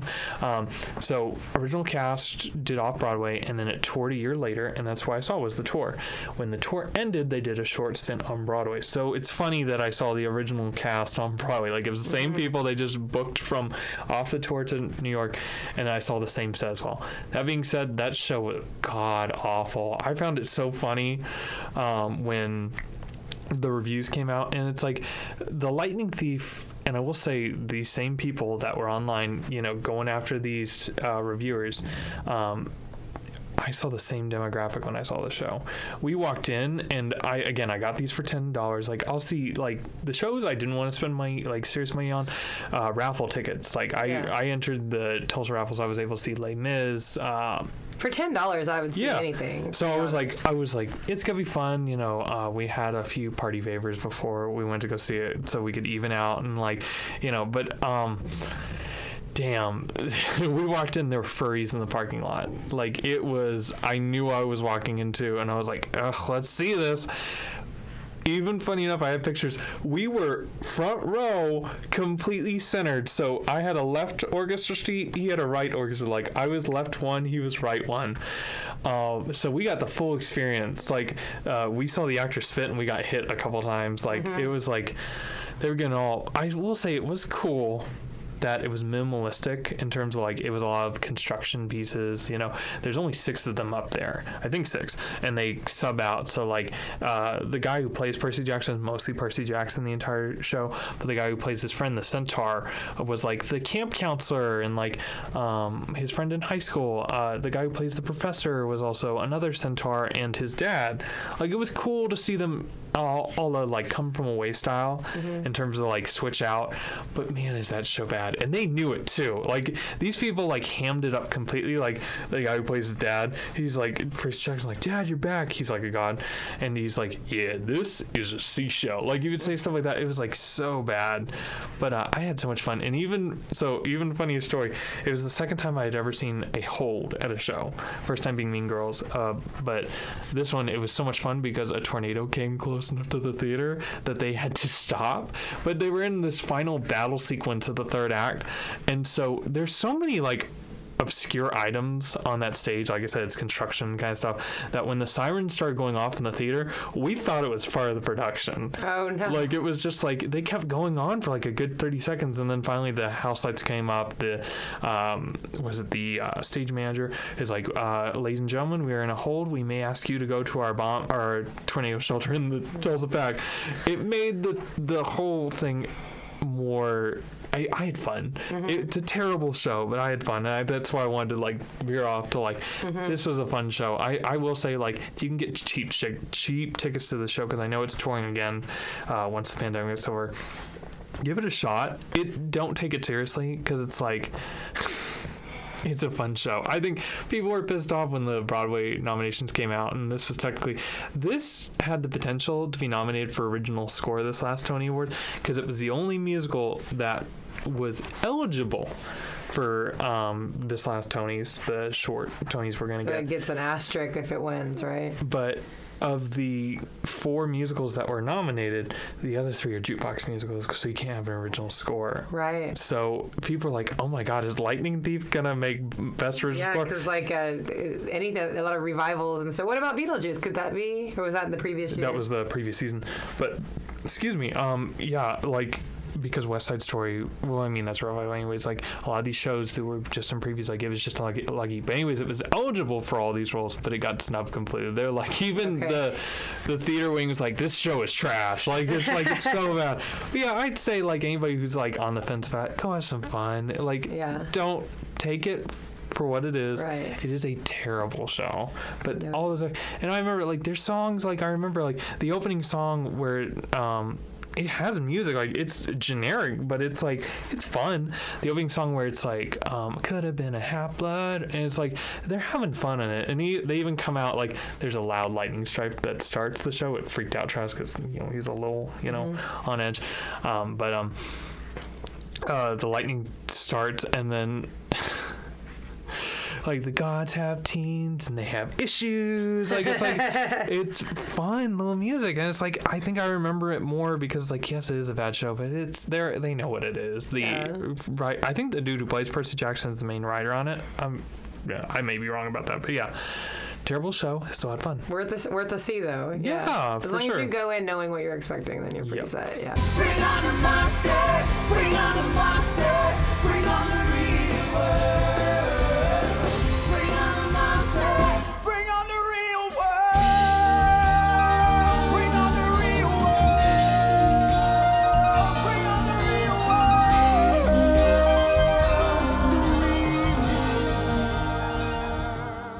That makes sense. And then I'll transition. I'll pick one. So Wizard of Oz, I think we touched on this last musical. We've both seen it. I did a little bit more research, and this is interesting. So I mentioned a song called The Jitterbug. Yep. Well, I found out that The Jitterbug was actually written and cut from the original movie. So that wasn't the fault of the people that I saw it. So what was more interesting, though, right? But what was more interesting to me was I didn't just pull that out of the air. I saw The Jitterbug. I looked it up. So it's actually gone through two different, like, I won't even say revivals, but two different iterations.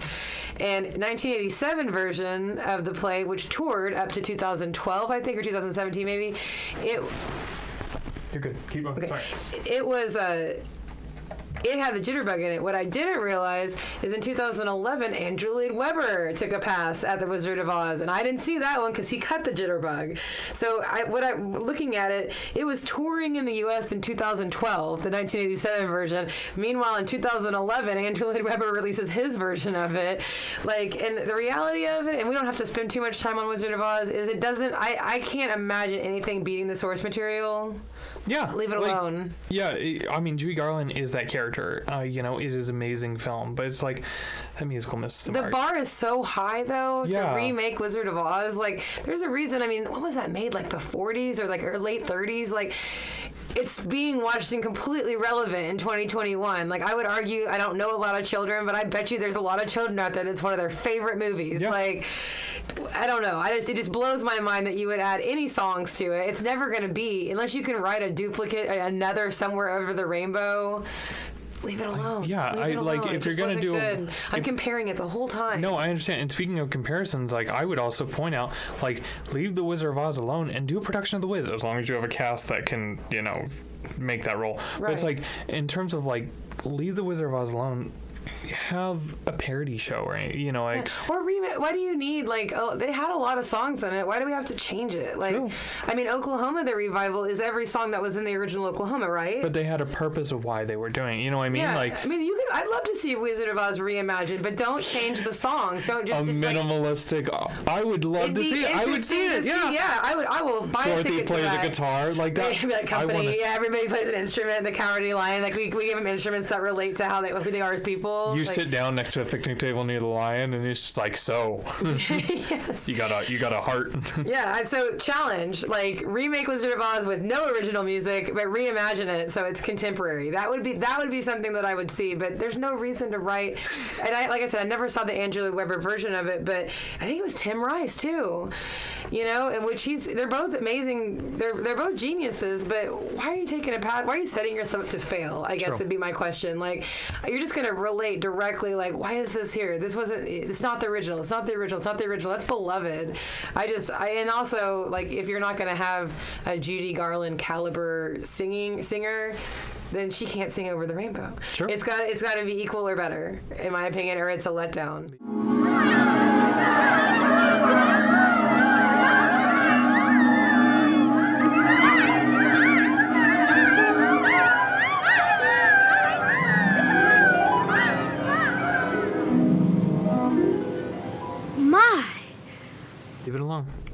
Agreed. That's my soapbox for Wizard of Oz. Obviously, I'm a huge Wizard of Oz fan, but don't butcher my Wizard of Oz. I can't. Okay, so I want to touch on one musical before I have a magnum opus of terrible musicals. Like, there is nothing I like about this show in terms of like, but I will keep that for the end. I want to mention another thing, Finding Neverland. I think I kind of talked about this. Yeah. This was one of the most disappointing shows I had ever seen. I was really... And your boy was the one that originated it at the art production, Jeremy Jordan. He was, before it went on Broadway. Mm-hmm. And then Matthew Morrison, I will say, the Tony Award. I mean, Kelsey Grammer's in it. Yeah.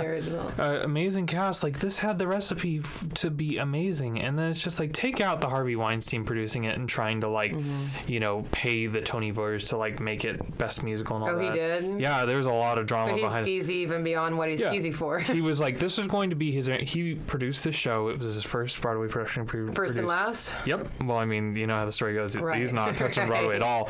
But yeah, he paid Tony. He did what he does for movies, and that's like, sent them little gift baskets, and that the Tony Awards. Say little gift baskets like full of thousands of dollars. Yeah. Like, he wanted this to win Best Musical. He wanted Matthew Morrison, and they saw right through it, and they snubbed it completely because of that. And I will say, based on the album, I haven't seen Matthew Morrison's production or version of how he played the show writer, but I will say that what I hear from the album, what I saw, and even like, okay, so the year before, and Harvey Weinstein had a point of this, the Tony Awards prior to the show coming to Broadway, who sung Memory in the Cats movie?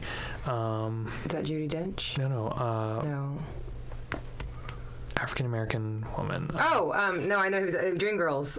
Yes. Jeez. Jennifer Hudson. She sang the song Neverland. I think it's like da na na na na na when you find yourself in Neverland. She did that with I don't know if it was the Three Voicemen production, but she sang that song to like, hey, it's coming to Broadway, and I love that. I was like, man. And then Matthew Morrison did the show, the Tony Awards. Even though it was snubbed, they still performed amazingly. Which shows have done that before. But yeah, I heard it's still a good production.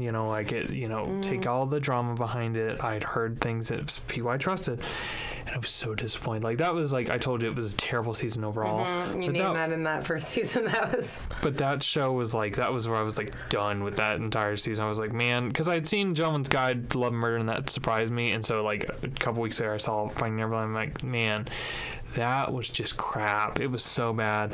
Was the cast bad that toured? Yeah, they were also trying to do terrible accents. They were trying to do British accents as well. And it was just like, man, the staging was off, like projections, like the part where it's like in the park scene where they're like, when you look, tell me what do you see? And they're pretending to be on a boat, but it's a park bench. The projections were off of that, so it's like they're the curtains they're flailing up to be oceans.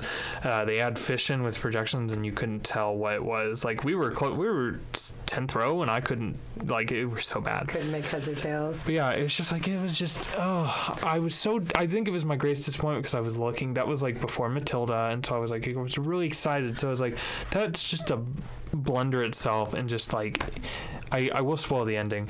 So the mom dies, right? And she goes off through the window like Peter Pan in the original stage adaptation of Peter Pan. And her ashes are like made, like they have these trapdoors come up and these fans go off. And so it makes this cool tornado, but it's supposed to be her ashes. And it was just like, I'm sure in the original production it was like done well, but like for the tour, I was like, this is weird. This is just like, and it was like her dress was like brought in. I don't know. It was weird. You see Jennifer Hudson saying the original song, but she was never in the play. No, she just like, it was literally like Harvey Weinstein put a lot of money into the show, so he got Jennifer Hudson to perform the song the season before at the Tony Awards to basically like hype it. Yeah, the same way that I'm trying to think of another show did something similar, but never to this caliber. But she wasn't. I've never heard of that. I guess where like they'll just bring in someone to sing a song. I guess that's Harvey Weinstein going off book a little bit. Yeah, he was just spending every dollar he could. Like he got Matthew Morrison, like you said, he got Kelsey Grammer. Like, it was funny. I was listening to the soundtrack. I don't know a bunch about the play, but I like had to look up the cast because like he sounds like Kelsey Grammer. Like, Kelsey Grammer sounds like nobody but Kelsey Grammer, and I was like, that's gotta be. And I'm like, well, there he is. Like, it gave me like original Anastasia movie vibes. I was like, man, he needs to come back to the stage again. But yeah. Finding Neverland, Broadway's biggest new hit, just won 4 Broadway.com Audience Choice Awards, including Best Musical. Vogue and Entertainment Weekly rave about the show NPR calls the best musical of the year. Finding Neverland, the most magical musical on Broadway. That's interesting. And we just so I can ask, Judi Dench was in Cats, though, right? She's like one of the Cats. She was. So you can tell I haven't seen the movie Cats. Like I tried. I was on a plane, and I'm a completely captive audience, and still. I made like 10 minutes of it. I love musicals. Like, I was like, I don't believe this. There's no way that this is that bad. It's that bad. It's pretty bad. Like, it was pretty bad. As someone who cringily sat in a theater with an entire audience, people walked out. Oh, I can imagine. Like, I can imagine. I wouldn't be surprised if people got drunk for that. But yeah, it's just like Finding Neverland was just a disappointment. And I thought that it had like I haven't seen it, but it did have some good like I thought the music it had some power. Yeah, it has some good songs. Some good songs, yeah. Like Finding Neverland is a good song when it's done right. The When You Look, Tell Me What Do You See, whatever the name of that song is, pretty good. I like the pirate song where Matthew Morrison's character is on the plank and it cuts to black. That's the Act 1 closer. That was pretty good. And then if you listen to the soundtrack probably just the soundtrack, but I listened to it on YouTube. They had a last song that was the ensemble singing Finding Neverland, and I'm sure it was not a part of the play, but it was good. You should listen to that last song sometime. I think they even have, you know how Hamilton has a mixtape. They have a CD of artists doing songs from the show, and like Nick Jonas does the When You Look, Tell Me What You See song. So it's like there was a lot of money thrown at this, I will say, but it's money wasted. It's not a good show. Noted. But yeah, before I give my creme de la creme of terrible shows, is there any others you want to bring up, or like any other questions, like shows you think? No, I think I'm pretty good. I'm interested to hear what the creme de la creme is, though. This is the worst show I've ever seen. I hope, I will say I want something to break this, because even looking back, I'm sad I saw this show, because it's like, it's terrible. Escape to Margaritaville is the worst show I've ever seen on a stage. And I wonder if you're surprised by that, because it is Escape to Margaritaville. I think here's the thing. I wanted to be, because I like seeing shows that, like, I went to see The Lightning Thief because I was like, I'm painfully curious, and I had a good time. Which basically, let's let everybody know, if you don't know, it's a jukebox musical of Jimmy Buffett songs. I want to, it's like, I'll see a terrible show. Like, it's like, I'm curious, it's like, it's like a train wreck in a way. You gotta see it. Or a chemical fire, it's like, I kind of want to see the MJ musical. I hate Michael Jackson to a. I can't believe they're making the MJ why are they musical. doing that? I'm surprised. Like, no hate to me. It's a sticky subject that I don't even want to go down. I know why they're making it. It's the Michael Jackson estate. They are pinching every single last time. It's surprising to me. Why so soon? Like, and it's just like it's surprising to me. And I watched that HBO documentary, and so that's definitely gonna sway my opinion. I mean, no judgment. Like, no, I have no skin in this game, but I'm surprised they're making it with the public opinion. But taking out like the controversy, I don't like Michael Jackson music. So the same thing, I historically have. But I think that's the same reason I went to go see Escape to Margaritaville. I don't like Jimmy Buffett music, so I would go see it as like, maybe I'll have a laugh. And to be honest, my exposure to Margaritaville is the airport restaurants that are Margaritaville. Like, I know more Jimmy Buffett music that I didn't even know it was Jimmy Buffett. I'm not a Jimmy Buffett fan. And my brother was, and that was the reason. Like, I saw it with part of the Arkansas season I bought because it had a great season. Mm-hmm. And I asked him, like, hey, if I buy this extra show, would you go see? He's like, yeah, I want to go see. Because what's funny is, like, when I went to make that was the extra show that you had to buy an additional ticket to? But it was like $40, which it was dirt cheap. I'm just surprised that wasn't the one that's in there and you have to buy the good one extra. It was extra. Like, I didn't need to pay for it, but I was like, and what's funny is, like, when we went to Broadway the last time, he ended up seeing Lion King, but he wanted to see a different show. Like, he wanted to see SpongeBob, or he really wanted to see Escape to Margaritaville. And I told him, like, I just can't make it happen. Not only do I not want to spend the money to see that on Broadway. New York money, yeah. Yeah.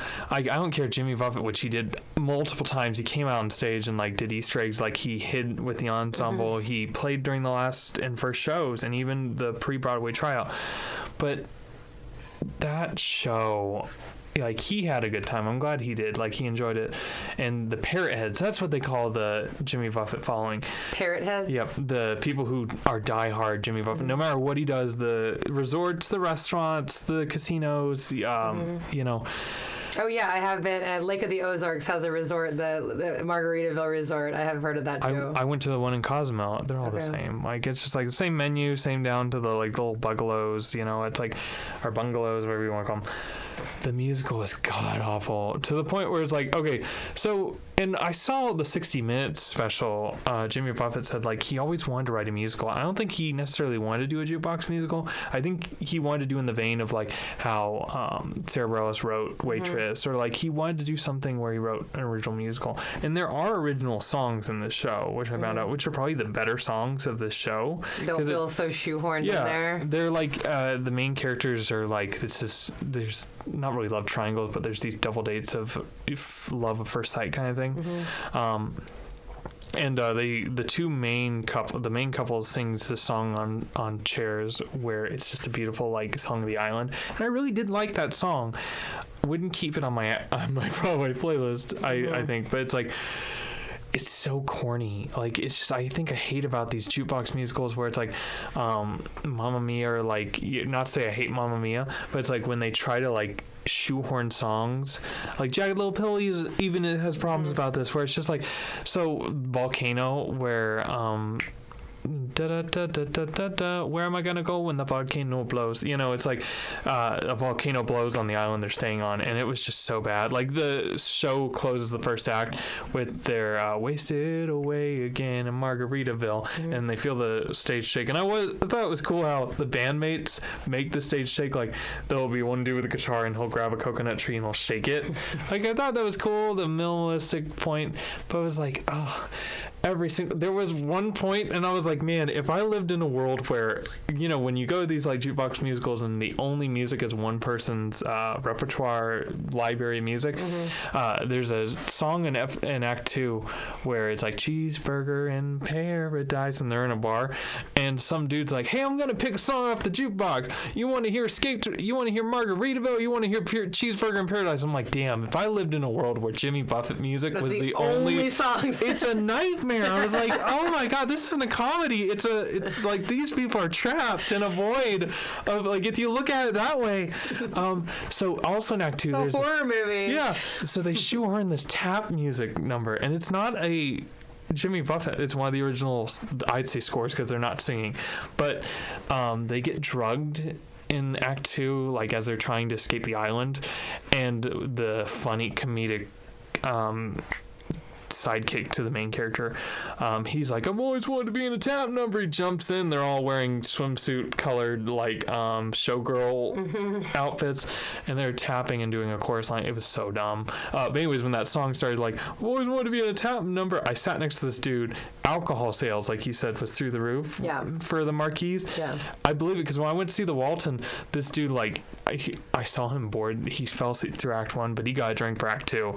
And so when the dude was like, I've always wanted to be in a tap number, I saw him like shake his drink, like trying to grab it. I was like, dear God, like, I feel that energy, but man, it's not that bad.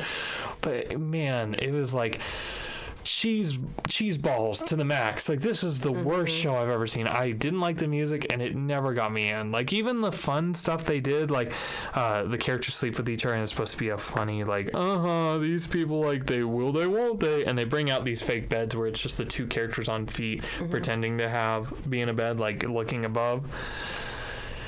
Nothing. You could not pay me enough to see this show again. Like, I would not. Yikes. It's coming to Tulsa again. I was like, I want to warn people, don't waste your money. Parrot Heads, you'll have fun. Like, the people who love this music, they had a good time. Like, there was a lady in the front first row. Don't they like encourage some sort of audience participation in this play? Yeah, they throw beach balls out at the end, and it's like, it's a fun adult drunk show, but it's like, I also want to mention in Act 2, this is definitely like, it's not Jimmy Buffett's like bio musical, but I guarantee, so in Act 2, the main guy, he writes these songs in the island, right? And so he comes to the wedding of the girl he's trying to get after, or because he was in love with her because they spent the weekend together in Margaritaville. And so he sings one of his songs to her, and this music producer's like, hey, you want to make millions? It's like, you think I'm that good? And he's like, white people love your music. It's supposed to be funny. But they show him building a artist, or him becoming an artist from like his stage gets bigger. And I'm like, man, this is this is like an ego trip for Jimmy Buffett. Like, he's like, look at me. Like, it's not supposed to be It's a him. love letter to him. But it was like, man, Jimmy, like, God, like, this is you. Like, you look at me, my songs rock. It's like, I hate that show so much. I hate it. Noted, and I don't think I needed the warning not to Yeah. see it. I think I was just not going to see it, but thank you for the warning. The most so I think I told you about this during the pandemic. The guy who did the book for it, like, I respect him, but my respect for him dropped a little bit. The guy who played the dad, Kurt's dad in Glee, is the book writer for this musical, and I'm like, you told me that. yeah, I was like, what the hell? I forget his name. Hummel, I think. No, Well, that's Kurt Hummel. That's frick, yeah. But yeah, it's like, I was like, Jesus, that just my respect for him like drops, because like, how can you make a show that bad? There wasn't I think he wrote for something else, right? I saw something like it was the like Chasing Amy?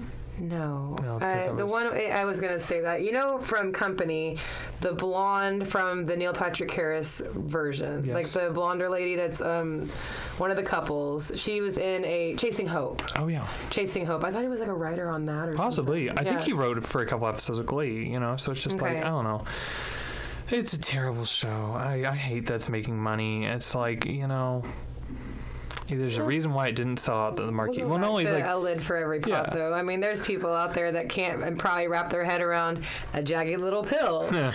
But it's like that show, like, there's a reason why it only lasted like 4 months on Broadway. Like, first off, it's in the Marquise, and that's a tough seat. Like, that's a huge theater, like the size of where the Miscoff, where Lion King plays, or the Richard Rodgers, where Hamilton plays. It's a huge theater. So to put a show like that, and like I heard it was only playing like to a third capacity. So yeah, it's it like, should be in the same theater. There's a theater, I don't know the name of it, but it's got right now like Jersey Boys, I think School of Rock. It's like like the Third World Stage. Yeah, that might be more appropriate. I would even like say that. like the Belsco, or like a 500, 600 seat max. Like, you know, I think it would have lasted much longer. You know, I don't want it to, but you know, it's like they were a little overambitious, a little optimistic, if you will. It's a recipe for the worst show I've ever seen, and it was the worst show I've ever seen. And I will say, when we were talking about these worst shows, I want to have fun. I will go see anything for $10. I will go see anything, period, and I will find something to write home about. You know, like, you know, it's not the worst thing in the world, you know. Oh, I do also want to mention some other thing about Escape Margaretaville. I was looking over my notes because I was like, I like to, like, I don't know, I just write down little things after the show. The characters who played the main two couples could not harmonize whatsoever.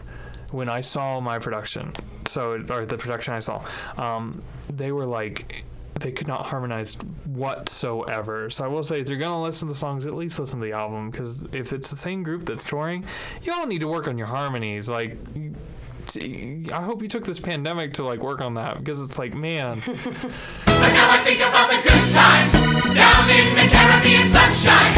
In my younger days I was so bad, laughing about all the fun we had. Yara, te natura, mea roja, te